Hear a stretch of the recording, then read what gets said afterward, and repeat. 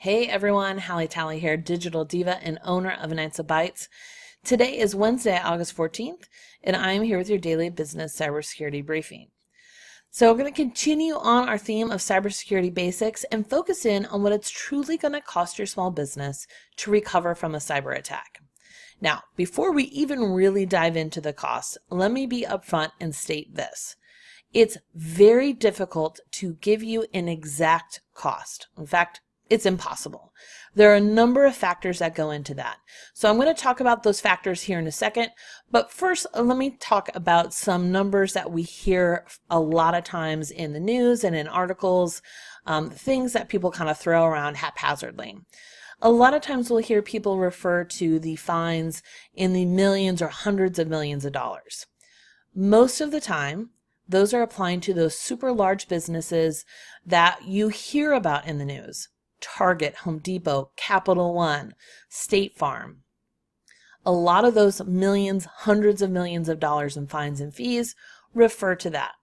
Now there's some other information out there, depending on who you're listening to or who you're talking to, that are going to say it's going to cost a small business anywhere from $250,000 to $800,000.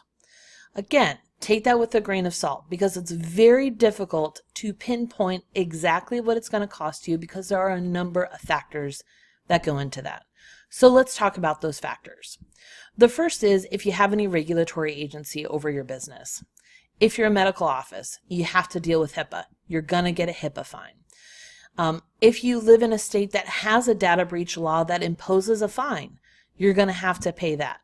Now that fine may vary depending on your state and depending on how many customers are involved in a data breach. So you need to talk to your attorney and find out that information. Those are two things right off the bat. Now, other things that come into play regardless of the type of business that you are or regardless of the type of data that has been involved in the cyber attack. The first is how severe the attack is. Does it affect just one computer or does it affect all of your office?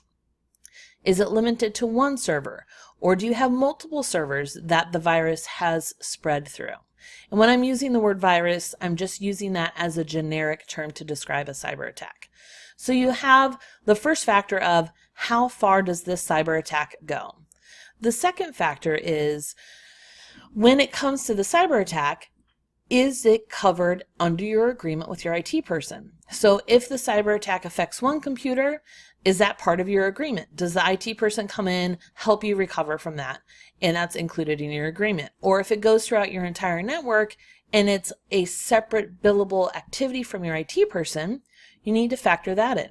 You need to really make sure that you read through your agreement and discover or talk to your IT person about, hey, if we have a cyber attack, if we have a virus on a computer, what does that cost us? Or if we have a virus on part of them, does that cost us? All of them, what does that cost?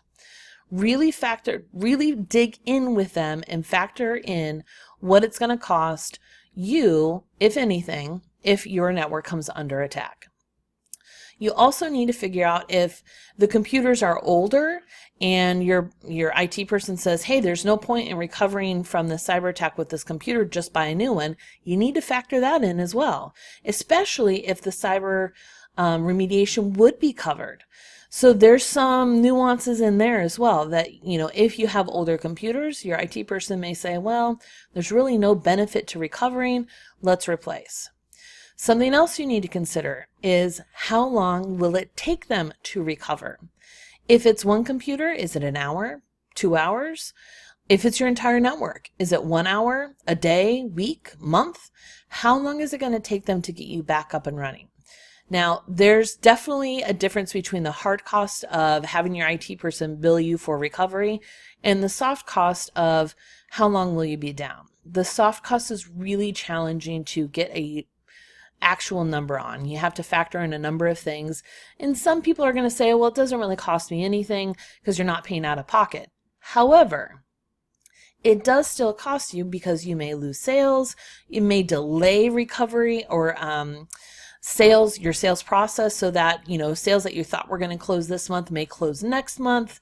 So that may affect some cash flow. So you have a number of things, again, soft costs that are associated with recovery that aren't something that you can just say, oh, well, it's going to cost me X.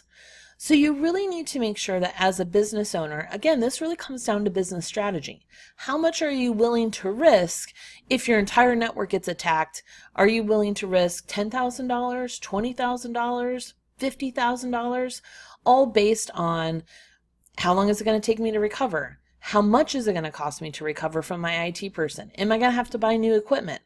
How long will it affect me if I'm down for a week? How long will that delay sales?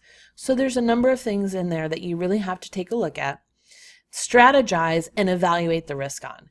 Now, I know there's no clear-cut answer, and I really apologize for that. I wish there was. I wish there was a way for me to say it's going to cost you X. Just doesn't work that way.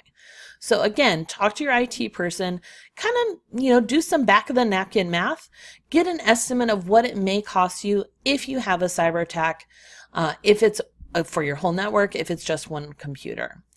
As always, if you have any questions, please post them below or shoot me an email to htally@knightsofbytes.com. That's Knights with a K and Bytes with a Y. This video will be posted on our Facebook, LinkedIn, and YouTube channel, so please like, follow, and share from those platforms. Have a great day, everyone, and safe computing.